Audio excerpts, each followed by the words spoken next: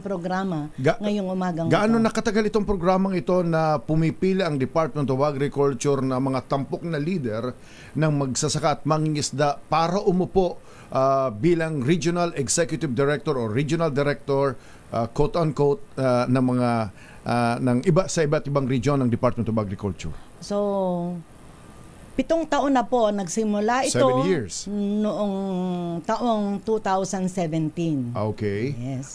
Exactly anong ginagawa nila? Sila po ay yung mga katungkulan ng mga regional executive directors ng Department of Agriculture.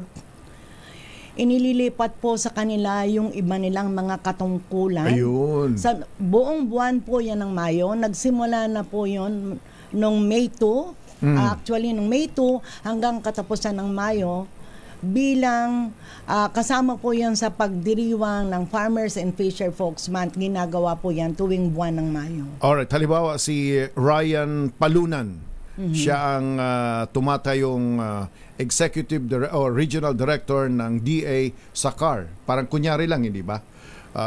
Yes po. Pwede niya bang tanggalin yung nakaupong regional director ng CAR? Joke lang yun. Hindi siya pwedeng mag-sign. Hindi siya pwedeng magbigyan ng office order na tinatransfer si agricultural officer from this province to another office. Walang ganon. Wala pong ganon. Ang kasama lang po dito ay kung meron pong mga groundbreaking, may mga projects na bibisitahin, may mga konsultasyon, sila po yung magpe-preside ng mga pagpupulong.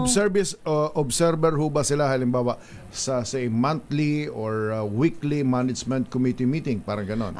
Observer sa buong buwan ng Mayo, sila ang magpe-preside. Sila ang magpe-preside? Yes, sa mga meetings, sa mga regional field offices. Ayun. Pero kasama din yung Regional Executive Director. Siyempre, kailangan naman po yung may partner sila eh. So, lahat ng gagawin niya, kailangan in coordination din yun. May pinag-usapan sila at malinaw kung ano lang ang scope ng kanilang responsibilities. Alright, si Segundo Paanio, nakikinig sa YouTube channel ng DSRH. Siya ay nasa Coronadal City, South Cotabato. Siguro siya at iba pa nagtatanong din.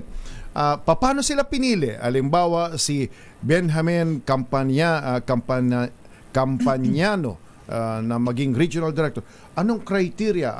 Para mapili ang mga ito? Sapagkat mamaya makakausap natin lahat sila. Paano sila pinili?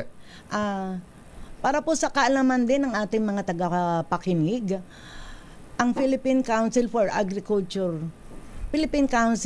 Agriculture and Fisheries. Yeah. Dati po yan ay National Agriculture and Fishery Council. Okay. At ayon po sa EO 116 na pinalabas ng ating gobyerno noong 1987, itinalaga po ang binigyan po ng mandato ang NAFC na mag-create o magbuo ng iba't ibang mekanismo para sa konsultasyon, magmula po sa national, regional, provincial, municipal hanggang po